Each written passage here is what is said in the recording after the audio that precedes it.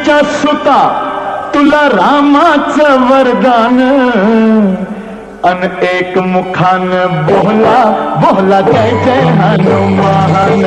एक मुखान बोला बोला जय जय हनुमान अंजनीचा सुता तुला रामाचं वरदान अंजनीचा सुता तुला रामाचं वरदान